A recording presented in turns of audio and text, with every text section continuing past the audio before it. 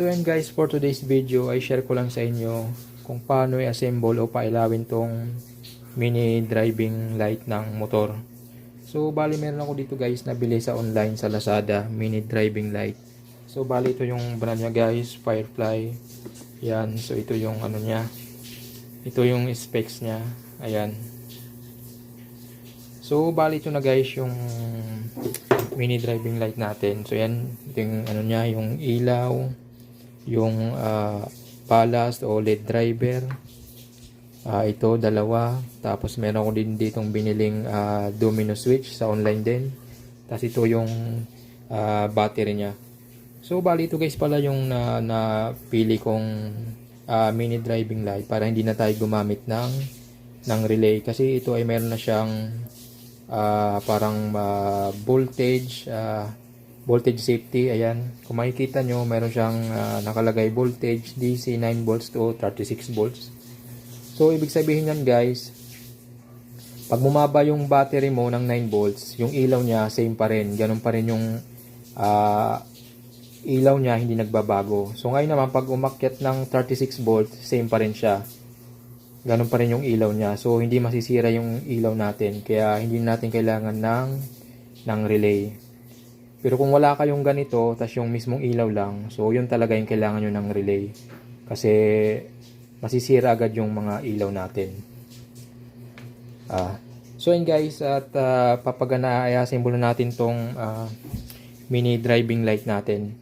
So una natin gagawin guys ay i-trace muna natin kung saan dito yung common, low, tsaka high.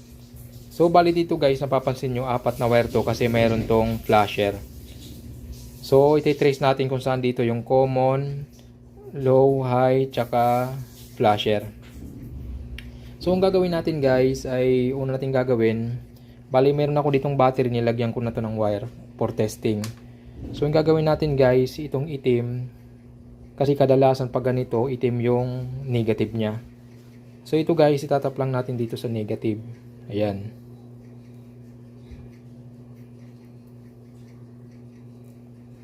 Tapos dito naman guys sa positive, isa-isahin natin to kung saan dito yung magiging yellow, puti, tsaka flasher.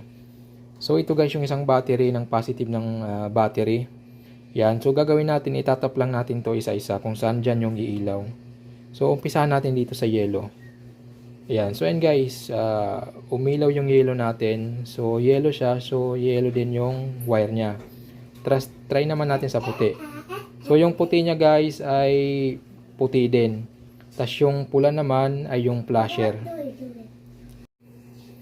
So yan guys, trace na nga natin kung saan dito yung common, white, yellow, tsaka flasher. So ayan lang siya guys, yellow, white, tsaka red yung flasher. So yan guys, bali ipagtatap lang natin to dito sa kabila kasi same lang naman sila. Yan, color lang. Yan, yung itim sa itim din.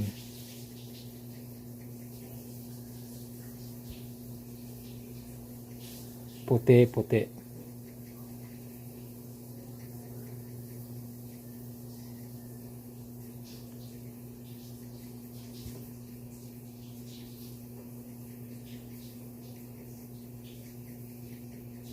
Yellow, tas pula.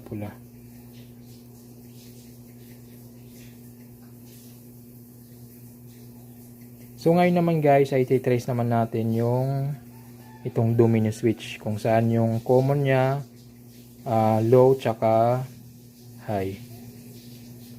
Ayan.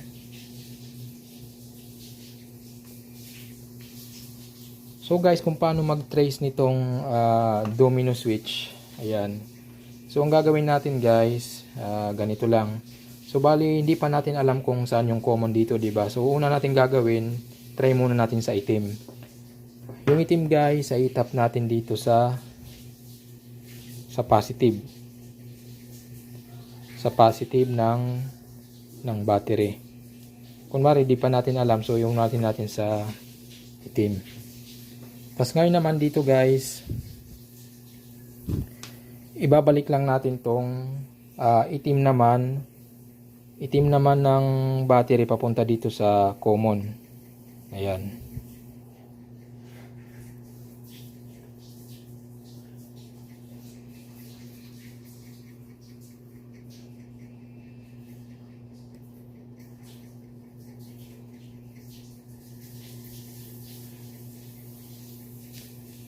So yan guys, binalik ko na yung itim ng battery dito sa black din ng sa ilaw, sa balas niya o kaya sa LED driver. So ngayon guys, gagawin natin, dahil tinap ko na rin yung sa positive dito sa domino switch, ang gagawin natin guys ay itatry natin isa-isa kung saan yung iilaw. Ngayon ay naka-off siya. Yan. So i-try natin, ilagay natin dito sa low. Try natin sa pula, hindi siya umilaw, sa yellow hindi umilaw, sa puti din hindi siya umilaw. So ibig sabihin guys, hindi ito yung common niya, yung itim. So try natin palitan. Palitan natin sa brown para makita natin kung saan yung common ito or yung papasukan ng positive na supply mamaya. So yan guys, nilagay ko na sa brown. Tapos ang gagawin natin, i-on natin to sa low. Yan, ilagay na natin sa low. Tapos isa-isahin natin dito kung saan yung iilaw.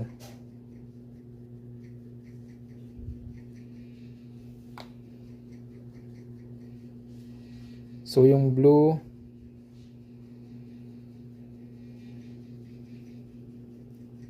hindi umilaw, itim. Wala. So baka hindi to guys yung common niya. So try natin sa blue. Ilagay natin yung common sa blue.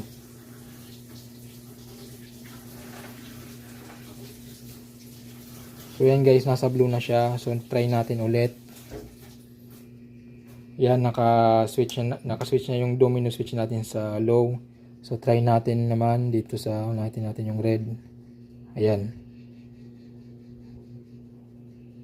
So yan guys, so yung mangyayari, yung common natin ay blue. Blue yung common natin. Yan. Blue yung common natin, tapos yung low ay itim. Tapos ilipat naman natin dito sa high. Ayan. So yung magiging high natin ay itong brown. Oh, so yun guys. So bali nangyari, yung blue natin yung common, tapos yung high ay brown, tapos yung low ay itim. Ayan.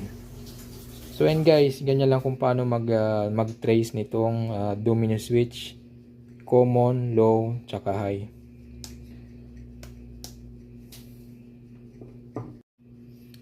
So yan guys, at simbolin natin siya. So bali itatap muna natin yung sa may domino switch, yung low papunta sa yellow, kasi yellow yung sa low natin, gagawin natin low. So sa switch yung itim ay yung low. So gagawin natin ganyan lang. Tapos yung brown naman ay magiging yung high o yung puti. So dito natin itatap.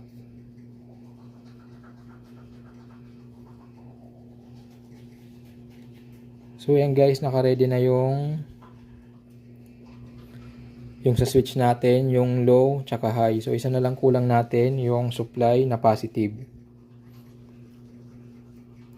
Bali guys, kung irerekta natin to sa battery, iilaw siya. Pero hindi natin gagawin yung kasi malulubat siya. So ipapadaan natin siya sa ignition switch. So bali guys, kasi wala akong ignition switch, so meron ako ditong switch ng ilaw, kasi pares lang naman to, 2 wires. Kadalasan kasi na ignition switch ay 2 wires. Ayan guys. So bali yung isang wire ng ignition switch ay diretso yan sa positive. So dito guys, positive. So itatap lang natin to sa positive. Tapos yung isang wire niyan papunta sa accessories, papunta sa mga busina, sa mga ilaw. So ito na siya guys, ito yung isa na yon. Yan, ito yung isa na yon. Pag sa pag sa ignition switch. So ito guys, walang pinagkaiba to sa ignition switch saka sa light switch. Kasi pares lang silang 2 wires. So ang gagawin natin guys, ito itatap lang natin to dito sa blue. Kasi ito yung common ng domino switch.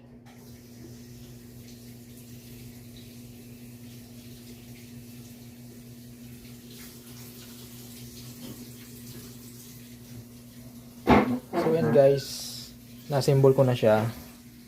So for example, ito yung ignition switch mo. Nakatap na yun sa positive yung isang linya, tapos yung accessories doon ka kukuha papunta dito sa domino switch. Yung common kanina, yung kulay blue. Ayan, ito yung common niya, kulay blue. Tapos yan, bali na lagay na natin yung sa low tsaka high, pati mga ilaw na rin. Ayan, ready na lahat. So yan guys, try na natin tong i-on. Then back, ayan. So papasok yan dito yung supply, yung positive sa common. Yan yung kulay blue. Tapos ngayon guys, pag in-on natin to yung low, dapat iilaw dyan yung yellow sa low. Oh, ayan guys. So umilaw na yung low natin. Tapos pag in-off natin, sa high naman yung puti. So ayan guys. So bali hindi ko lang nilagay yung flasher kasi yung switch ko ay two-way switch lang. So maglalagay ako dito ng separate na switch. So ayan lang guys, ganyan lang kung paano paganahin tong mini driving light.